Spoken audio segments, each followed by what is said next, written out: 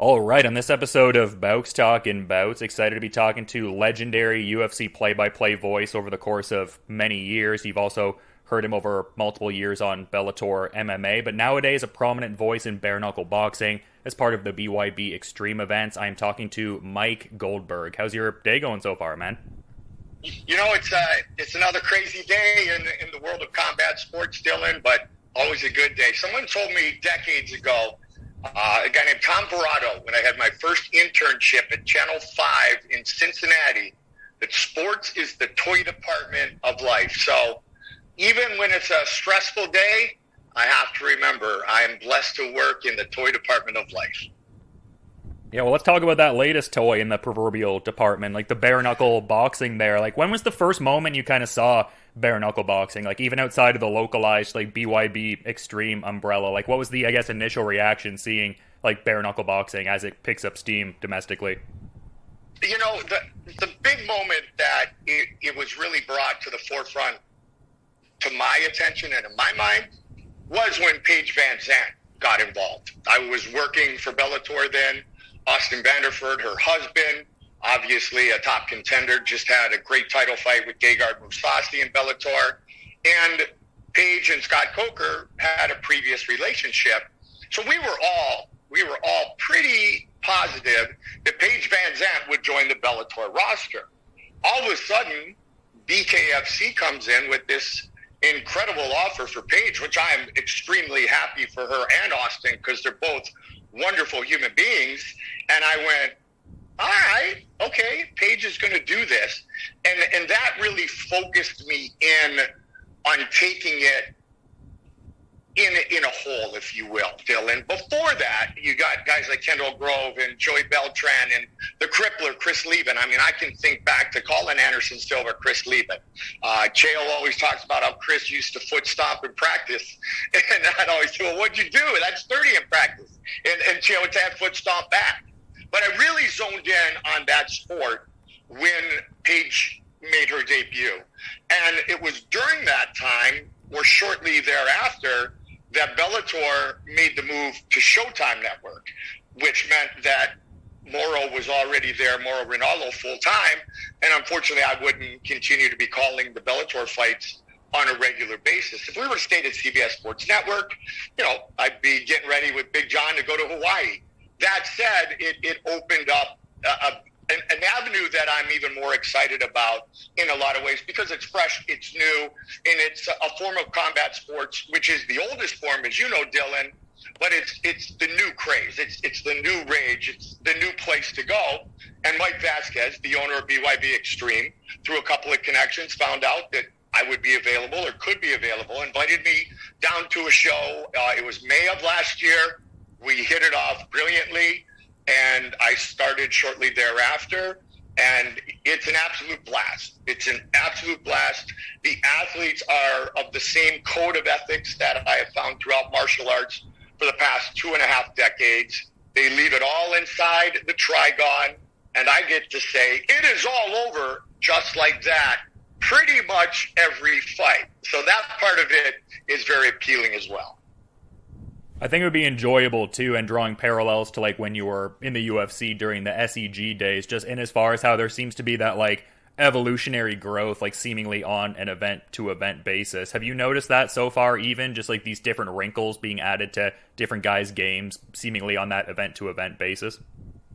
No question at all, Dylan, and that's a great insight, and one that people have mentioned before. But you're bang on, man. You're bang on. And when I look back on my journey during the UFC and the early days with SEG, it was always a post-fight beer or two with my best bud who we lost a couple of years ago, way too young, my producer Bruce Connell, wondering, are we going to have a next show? Where might that next show be? Are we coming back to Lake Charles, Louisiana, and having every meal at the Cracker Barrel again? Is that what is still to come?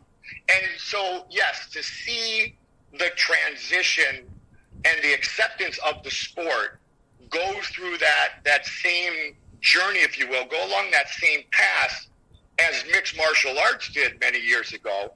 And then, hey, people should be thanking Bob Myrowitz every single day because Bob Marowitz did not keep the UFC alive at that time. And there was money coming out of his pocket every single show.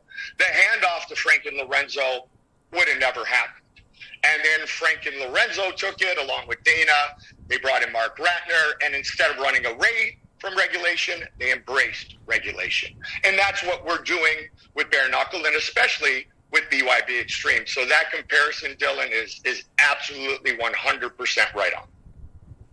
Yeah, and I appreciate the insights for sure, and I guess kind of derivative of that sort of thought, because like you've done interviews where you talk about the early UFC days, and like John McCarthy putting you in submissions backstage to kind of show you like the intricacies of the sport and all that good stuff. Like, are there any curious like BYB kind of stories? Like, obviously someone's not going to hit you with a bare fist, but just any stories that you think with time will kind of indicate like the growth of the sport, and just I guess for like a fun kind of like behind the scenes sort of story, because I think there would be instances like that.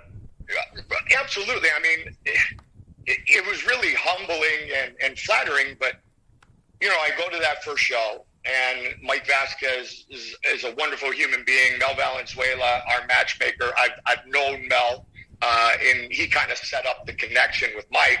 But I had been around Dada a lot. I had called Timbo's fights. May he rest in peace. I called Baby Slice's fights. But it was the first time I met Dada. And he's a big dude, Dylan, as you know. Big dude with the mohawk, huge presence. And he turned and looked at me, Dylan. He was like, "What?" And he's co-founder. "What are you doing here?" "Goldie, my man. Oh, my God, I can't believe you're here. Can I get a picture? What a pleasure to be." And I'm going, wow, okay. Not that I didn't expect him to be super cool. Not that I didn't know there are a lot of gentle giants like he is and many others out there, but it was so rewarding to me to have a guy like Dada 5000, even though we hadn't met before, not only be fired up at just the fact I was in attendance, Dylan, but the fact that, oh, Mike's trying to get you on board to be our voice? You got to be kidding me. If it's up to me, it's done right now. And so that was my first meeting with Dada 5000, and we immediately hit it off. We have the same goals in mind. We have the same hopes in mind. And Dada is a perfect example of starting, if you will, with the backyard fights in an SEG mode, and now we want to move towards the acceptance and the mainstream. Because really, bare knuckle is the oldest form of combat sports. It's just the new age thing and the thing everybody wants to see. That and J.D. Burns. This kid, J.D. Burns, purple hair, tattooed all over the place. I've seen purple hair and tattoos. You know, yeah. I've been around the UFC for a long time in Bellator. Super nice dude. Nicest guy ever. Tells me about a story about his motivation in a conversation in a seminar with the late Robert Fallis. Dylan, it's so sad when we keep saying the late, isn't it? It's such a fragile world out there, you know, and losing Robert was, you know, he's one of the mainstays of the sport. But JD's always got a smile on his face, Dylan, and he was the first fight that night, and he got knocked down,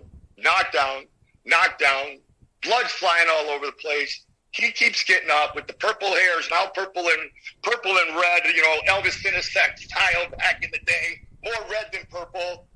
And he got knocked down about 6 times. He's all bloodied up, and he wins the fight. And I'm like, okay, that young man right there is a bare-knuckle fighter. Now, you can get up in boxing the same way, MMA, but he just epitomized in about a 3-minute span what BYB, what the Trigon demands and really what the Trigon forces its competitors to do, and that is confront each other, but also the toughness and the heart and courage of a bare-knuckle fighter.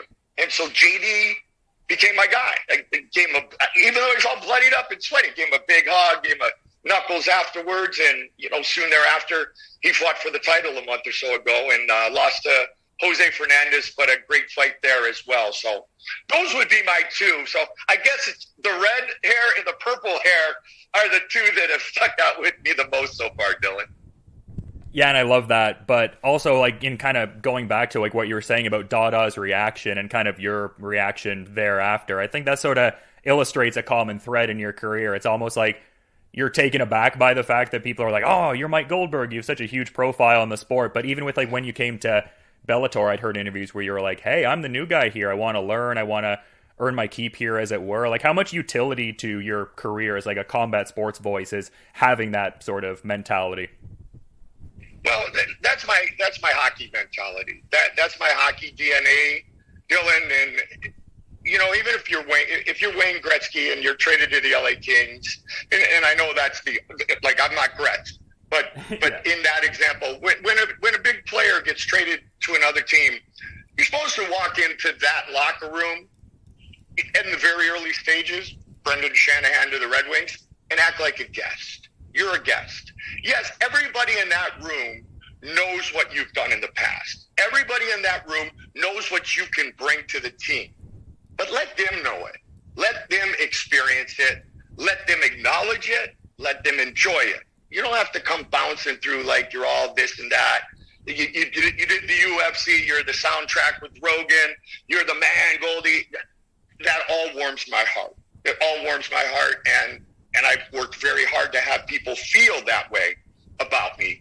But that's not the way I was raised. It's not the way I was brought up. And again, I'm a hockey player, and we have a code where we're about team, we're about building a product, we're about family, and we're about entering new rooms as a guest. I did the same exact thing at Bellator, Dylan, and I was asked about this the other day about Jimmy Smith making the transition to professional wrestling, to WWE. And I said, I could not be happier for my friend Jimmy Smith.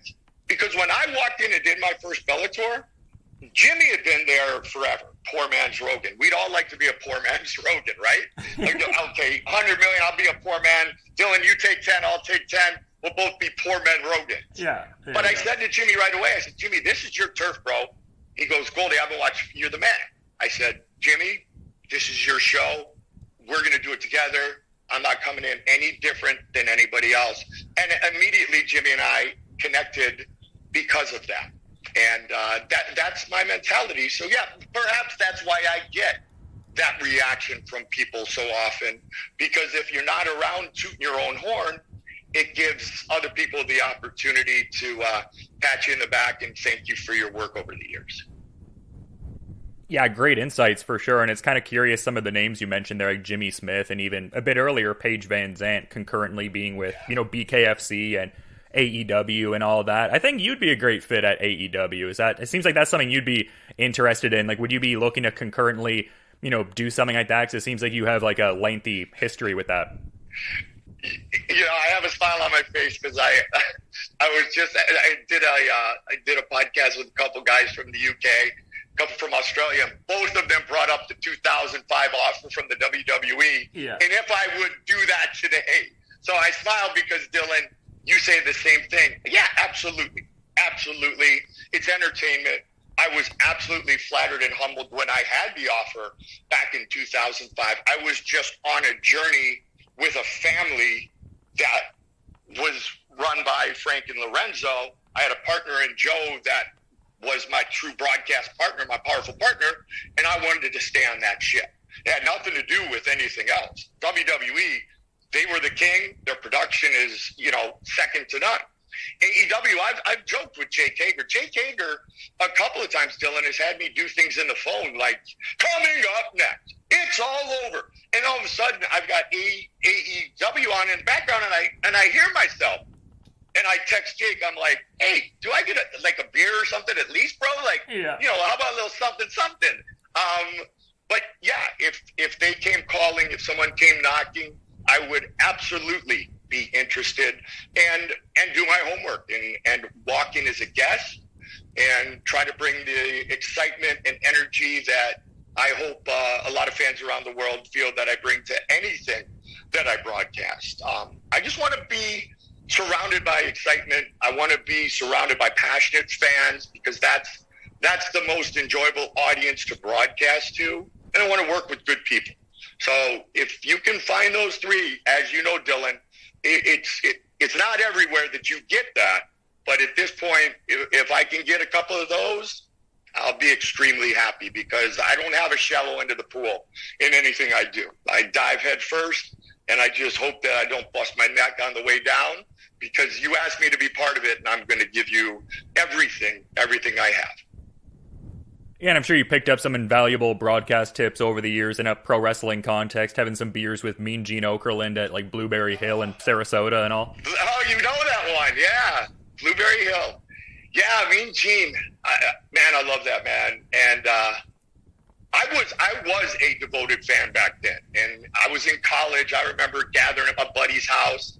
I don't know if we $5 each, $10 each, how many kegs we had, how many TVs we put together, but we were there for WrestleMania 1, and we were watching. And what Mean Gene did in all facets of the WWE back then was just pure brilliance. I mean, especially he and Hulk. I mean, well, I'll tell you what, Mean Gene, and Gene's now my neighbor, and I'm talking to truly one of my heroes when I was a young broadcaster, because Sarasota was my first job out of school, Dylan. So I was 22, 23 years old, so not far removed from WrestleMania 1, WrestleMania 2. And Gene gave me some invaluable advice, and that was just be passionate about it, entertain, and don't fake it, bring it. And, his son obviously played, I think many people know, but Todd Oberlin was on the 1984 U.S. Olympic men's hockey team, so there was that hockey background, and he was just a guy I idolized, and what a voice, and what a character he was able to play in many different ways. And so to sit down and have him go, Goldie, he's calling me by my nickname, was very, very special, very special. I'll tell you a real quick Hulk story. So they were doing an event in Sarasota, and Terry Funk, was coming down to do some promotion. And I was all excited because I had a one-on-one as the guy at Channel 40 in Sarasota with Hulk Hogan. And Dylan, the interview was, I'd ask a question and go, well, Mike, we're really excited. We're going to be here. We're going to put on a good show for Sarasota. Yeah, Macho Man and I've all, we have our past, and we're going to leave it all in the ring. And I promise we're going to, and I'm like, who is this person? Like, this is Terry. This is not Hulk. And I say to him, Dylan, I go, I got to say, Hulk, I can't believe that we are going to get through an interview and I'm not going to experience Hulkamania. And I won't go too much of a crescendo because it will blow the microphones. But he, without hesitation, he goes, I'll tell you what, Mean Mike. And I jumped out of my skin. Like I knew that was him, but he just, I'll tell you what, Mean Mike. Take your vitamins. And it was amazing. It was amazing. Always a Hulk fan. Always a Mean Gene Okerlund fan. May he rest in peace. And hey, the dude was not just a sports broadcaster. He was the ultimate entertainer. And I learned a lot from just watching. And I enjoyed every single moment sitting there swapping stories with Mean Gene on Siesta Key. Oh yeah, true legend. I only actually had found out about that in doing my research on you. Like, I felt like I knew a fair bit about you heading into this, but I was like, oh, cool, the Mean Gene interaction is really fun for sure. Definite legend. But you were kind of talking about Jake Hager earlier, kind of like integrating some of your like known catchphrases into what he's doing. And I'm sort of curious about the machinations of a catchphrase like becoming an instantiated, established sort of thing. Like, how do you go about that? Is it like recognizing fan sentiment emerging around particular phrases you're saying? Is it more, oh, I'm going to conceptualize this catchphrase and kind of go with it a few times to see if it resonates? Like, what are the machinations of all that? That is, first of all, that is a brilliant display of proper English that you just utilized, Dylan. That was properly said, my friend. That was beautiful. The process for me was simplified. Where are you from? I'm from Ontario, Canada, specifically Oshawa. Okay, from Ottawa? No, Oshawa, yeah. Oshawa, okay, Oshawa. The Oshawa Generals, baby, Eric Lindros. Let's go. Yeah. No, I heard you a little bit. I picked up on it pretty quickly. As many know, my ex-wife is Canadian, British Columbia girl. Both my kids are dual. My daughter lives in Vancouver now. She's an actress. Between New York City and Vancouver, more Vancouver during the pandemic. My son plays hockey. I played hockey. So I've been up your way many times, my friend, and love Canada, love the culture, the fight fans, and like I said, as you can relate to even more so, I'm a hockey player.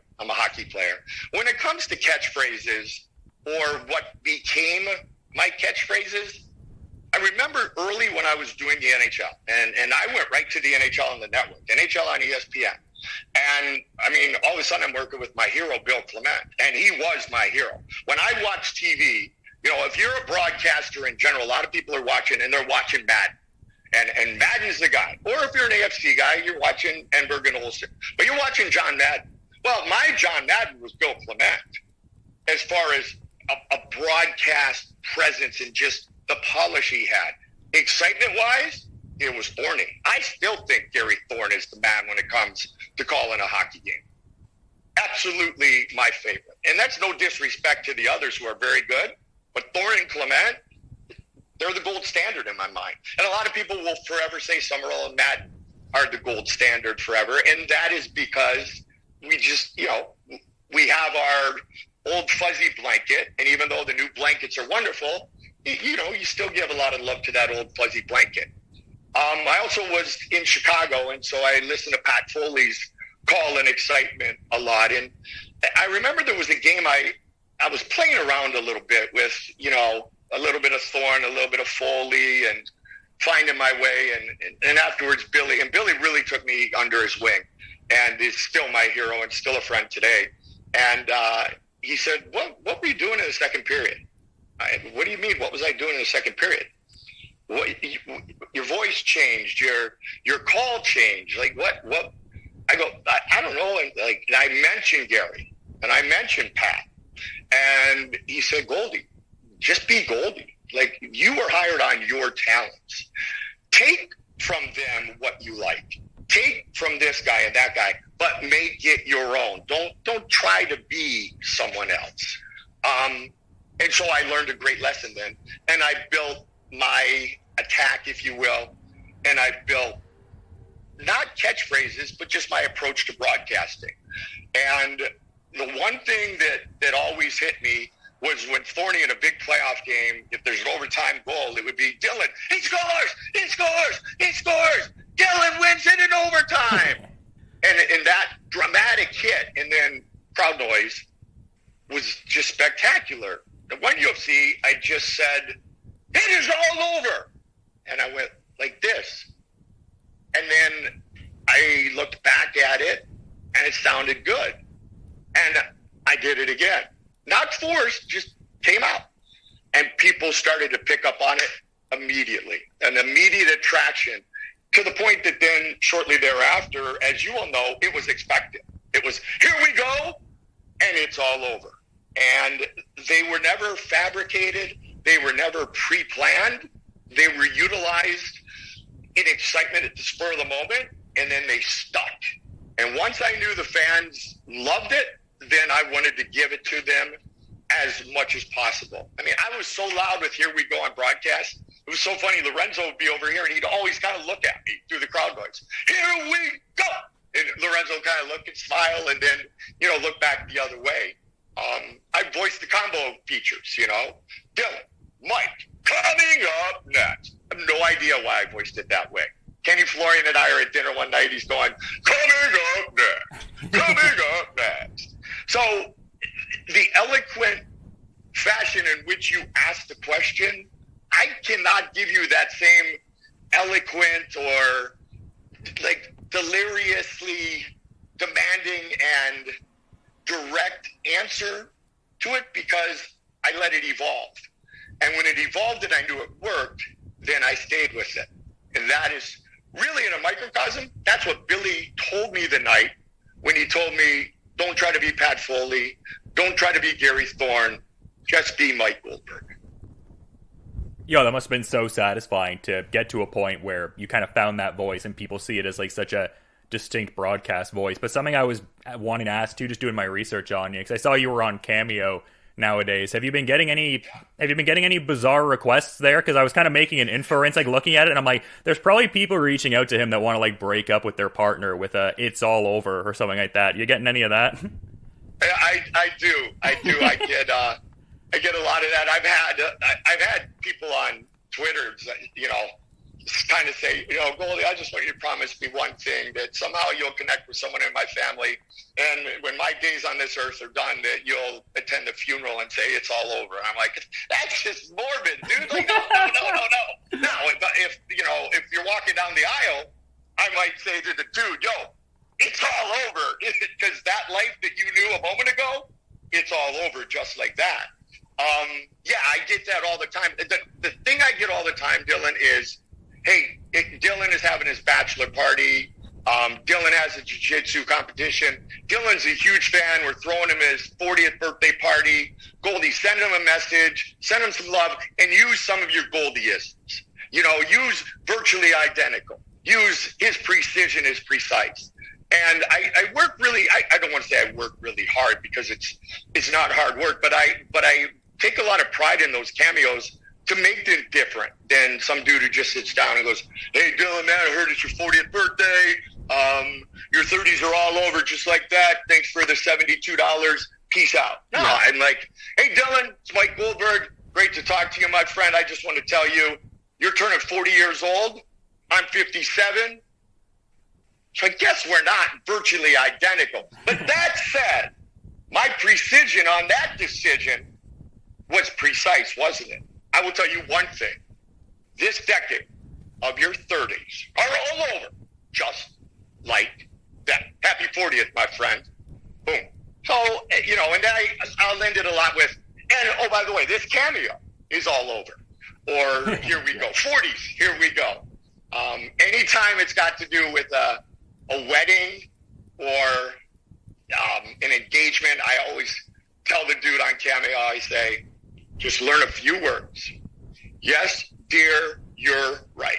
So I guess that's 5, because yes, dear, you are right. Yes, dear, you are right. If you learn those 5 words, your success rate in your marriage goes up exponentially. And in the end of the day, you're never going to win a discussion. Let's not even call it a fight. Just give up, dude. Tap to your wife, and it'll be a lot happier house. Happy wife, happy life. So I have fun with that as well. And I do tell dudes that, the life that they previously knew is all over, just like that. So, married man, here we go. They always ask for the Goldieisms, much to your point, and it's cool. So I give them to them. Yeah, well, there's such a distinct quality to them. Like, even when you were just doing his precision is really precise. Like, it distinctly reminded me of when I was watching that. That was one of the dumb ones I said, but actually it gets kind of cool. As it's grown, Dylan, it's kind of cool now, because I make fun of it and people, live with it. But when I said it wasn't quite as eloquent as the way you asked the earlier question. I mean, I've even done, obviously very much not to the same scale, but I've done similar broadcast work for regional MMA events, and it's not an easy thing. There's certain times I run back on a video and I'm like, what was I even thinking when I said that? So yeah, no, for sure. The one I'd like to have back, because it literally was me looking at the bio, was when I talked about the Kimura, and he got choked out by Kimura. And Joe goes, how do you get choked out by a Kimura? And I literally looked at 2 fights. It was a guillotine stop and it was Kimura. And I just looked at my bio saying last 2 fights, and I went with, and I wish I could take that back, Dylan. And instead of saying, yeah, good point, Joe. I wish I would have been witty enough at the time to go, well, Joe, you're the black belt. Why don't you tell me how you can choke somebody out via Kimura? But it took me about 8 years to think, man, that would have been really funny if I could have come up with that one at the time. No, for sure. I mean, I think anybody who's in any kind of creative medium like that has certain things where it's like, oh, that'd be good to redo it. But alas, not the case. But you got another opportunity to have some great calls put out there in the world. May 28th there. I imagine you're excited for BYB X, Biloxi Brawl, and you're going to be pretty prominently part of all that there. A couple title fights at the top there. I'd be remiss if I didn't bring that card up. Can you kind of talk about that? And I mean, obviously a little bit out, but when do the preparations kind of really ramp up for that one for you? Well, they're always ongoing with conversations like we're having today. Going back to kind of my theory, there's no shallow end of the pool. So I'm always working very closely with Mike Vasquez, my boss, our owner, and our entire crew with the editing team, promotions, social media, Mel Valenzuela with the updates on the fight card, and helping to voice promos and teases and different things like that. I mean, the real prep for any fight for me starts about 2 weeks out or a week out. People don't understand what it takes, and you've done it. You understand what it takes to truly be ready to go on fight night. It's much like a week of football practice for a quarterback in my job, and that is you got to be there every day. You got to be in every meeting. You got to learn the playbook. You got to have all the audibles. You have to be able to go in 18 different places in a split second, and you have to have all that ready to go. And the fun part is when you put the headset on. Now you're playing the game. The fun part is when they snap the ball, they kick it off Sunday at 1:07. Now you're in the game. Now you get to put all that hard work up to the world and do it with enthusiasm and do it with energy. So that's how I prep. I'm a prep freak, and I learned that, again, from Billy Clement. He said, Goldie, when you think you're prepared, do another half hour and then put it aside, because after that it becomes minutia, and you'll just confuse yourself. And now that I think back, you might just say that somebody got choked out by Kimura. I mean, maybe that was what happened on that one. But I look forward to both title fights for two very different reasons. Tony Lopez. I mean, this dude has over 100, truly over 100 bouts combined in all forms of combat. He's been knocked out in all of those different sports. I want to say, I'd have to look at my bio to be exact, Dylan, 4 or 5 times. He's lost, but he's been finished by knockout 4 or 5 times. He comes in on 4 days' notice on our last show and puts on a clinic. Tony Lopez is another guy who defines bare-knuckle fighting. He defines any place, anywhere, anytime, and add one more to it, any style. So for Tony to be coming at this point in his career with all that experience, be able to utilize his style and potentially become BYB's first heavyweight champion, what a great story. Because if you are a combat sports fan, you know who Tony Lopez is. And then you go to the other side of it with Patty Juarez, our champ on the women's side. Patty Juarez came in. She went 7 hard rounds with Christine Stanley in the first ever inaugural women's title fight. But Patty Juarez comes from a family of boxers. Her big sister Barbie is widely known basically as the Julio Cesar Chavez Sr. female version of Mexican boxing. Multiple-time world champion. Barbie, big sister. Little sister, Lourdes, one of our shows, Patty was fighting for the title, and Lourdes was in a fight in Mexico looking to retain her belt. So now you have the pure boxer come in and use those skills without gloves. And so far, she's been absolutely spectacular. She's been fascinating to watch because in that 22 by 22 by 22 surface, she's still able to truly show that she has a boxing pedigree with world championships throughout her family. Now she happens to have one as well. So just off the top of my head, you look at the 2 title fights, very different storylines, but the similar results are they win most of their fights. Yeah, an incredible card even with just those 2 fights, and I presume it's going to be building up that much more as we encroach a bit closer. I'm going to pull up go ahead. I'm going to pull up what the latest that Mel sent me too as we're talking here, bud, because I'm sure I'm missing a guy or two. But those two definitely, stand out for me. Miranda Barber just fought for us a couple of weeks ago, and Charles McCarthy, Chainsaw, is not only her trainer, but like her mentor, her hero. And as you well know, he was Captain Miserable on The Ultimate Fighter. I haven't seen Charles in forever. And big hug, big smile. And I'm standing there talking to him real quickly, and Mike Vasquez is right there. And Miranda, these people know what I've done, so they're very kind. But Charles and I've known him. I called all his fights. And he looks at Mike Vasquez, he goes, that guy's the man. You got the man. And Mike just smiled and said, yeah, I know. So it was cool to see Miranda Barber and the success that she had. Mattia Fonda comes out of Milwaukee, comes out of Duke's camp. So he's been around the Pettis boys. He's been around Duke Rufus, the multiple-time kickboxing champion. So that one spits out on the card very quickly for me as well. And there's another female fighter on the card that is got a background in Boston and is actually trained in the olden days under my crew, Mark Delagrati. So I see this background of, Crew Toy and then Crew Tong in Thailand, Crew Mark brought over the Sit Yo Tong name, Team Sit Yo Tong.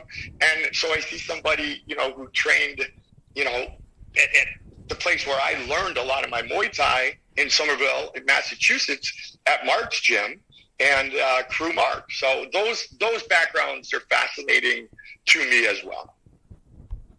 Yeah, and I love the different talent exchanges with BKB and stuff like that. But yeah, I mean, some great stuff that was being done, and I could really talk to you all day, but I want to be mindful of your presumably busy schedule. So is there anything you might want to add as a parting thought as we're wrapping up here, Mike? Well, first and foremost is that Mike Vasquez's vision, along with Dada, is to be the place to go for bare-knuckle fighting.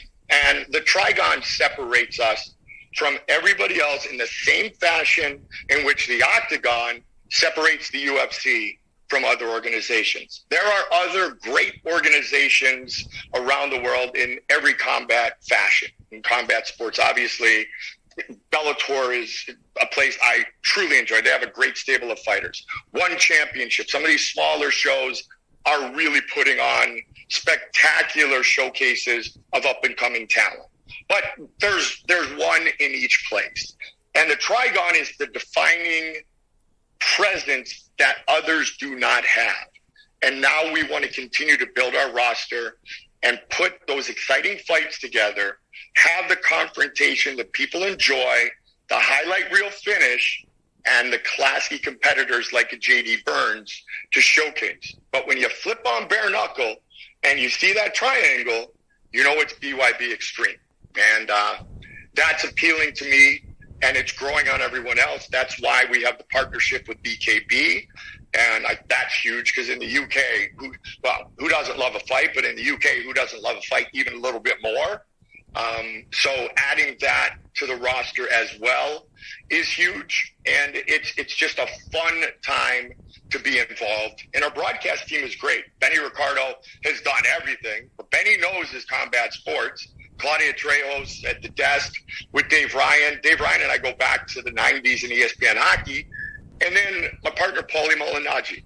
I mean, Paulie Malignaggi's breakdown of fights and fight knowledge in boxing, and now bare knuckle, is the best in the business. And Joe's talked about it. Joe has talked about the high-level work on the air that Paulie Malignaggi brings every night. And Paulie and I have really bonded very quickly, and we're building a dynamic much like Joe and I had. We breathe off each other's enthusiasm, and we really, truly are friends, and we love working together, and that comes off the screen. So for those who haven't watched Dylan, I hope they'll check us out, the Brawl in Biloxi, and they'll feel that real early, and they'll want to stick around, and they'll want to come back for many more.